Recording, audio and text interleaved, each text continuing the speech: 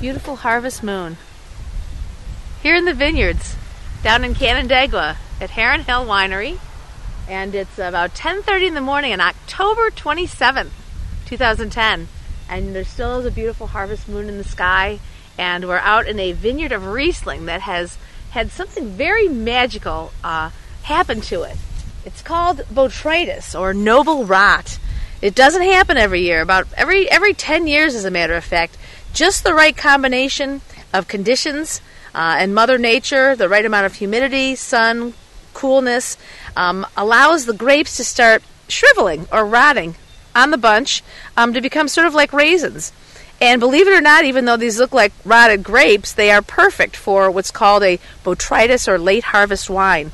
So we're going to go over and talk to John Ingle, the owner of Heron Hill, and get some more information on how this occurs and exactly what type of wine it makes. Do you have a minute to just, like a 1 minute explanation of how this actually happens? And this is, I was saying it's like a miracle of nature. It's like magical. But back to God. Yeah. Well, you need warm, humid weather. Places that are in sort of a low area that get the humidity and the fog and warm weather can bring on botrytis. We spray for botrytis to prevent it because you don't want it in red varieties normally, but Riesling is the noble variety to be botryticized or infected with the noble rot. And that monsoon-like warm, rainy 4 or 5 days that we had a week or 10 days ago was just what it took.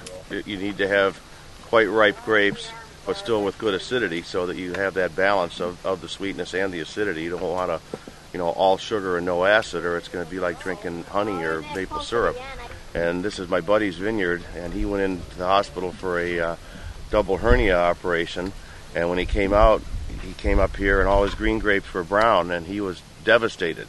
He's like, he thought they had rotted. He's walking right? like this. He's going, I don't know what I did wrong. I did everything. I sprayed and all I was supposed to do and everything. I said, Jim, wait a minute.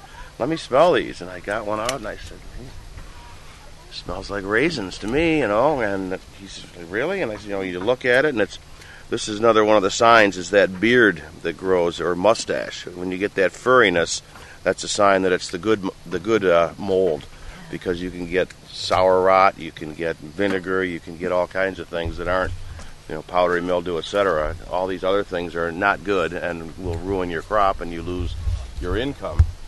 And he thought he'd lost his income, and I said, Jim, you're going to be a hero. This is gold. It's like liquid gold. He didn't understand. I said, I wonder how many farmers that don't really know just walk up and say, oh, gone, ruined.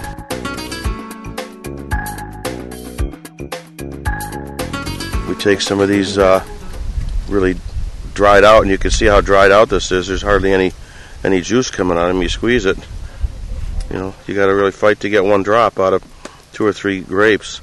Oh, this one says 32. It's almost off the chart. Wow. Yeah. It's showing the bricks, which is the percent sugar. Normally, if you get 18 or 19 in the Finger Lakes, it's a pretty good year. And if you get 21, 22, then obviously it's a very good year. And we were getting a lot of them at 26, just regular grapes like Cabernet Franc, which will make an incredible red wine this year. And never had that high before of bricks, but now we're getting 32, 33 with these. So. Sally never gogoes anywhere without a bottle. I never go anywhere without a bottle. But I'm so excited because, basically this is maybe the 3rd time you've had botrytis up in here. But the last time this happened, I'll never forget, you called me, and it was Halloween. Yes, it was. 5 years ago. That's right. We're October 27th today, and 5 years ago, just 4 days later, we may be back out here again, but I don't think it'll be on Halloween. Yeah. We're going to probably wait another week and make another pass.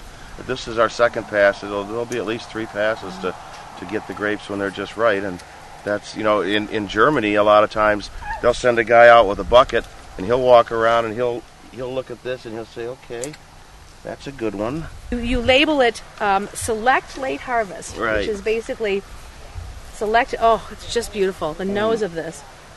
Somewhere between, not quite an ice wine, but much more. Well, there's 3 or 4 ways that you can get the water out of the grape, and ice wine is one because it's frozen. Botrytis is another because it evaporates through the skin.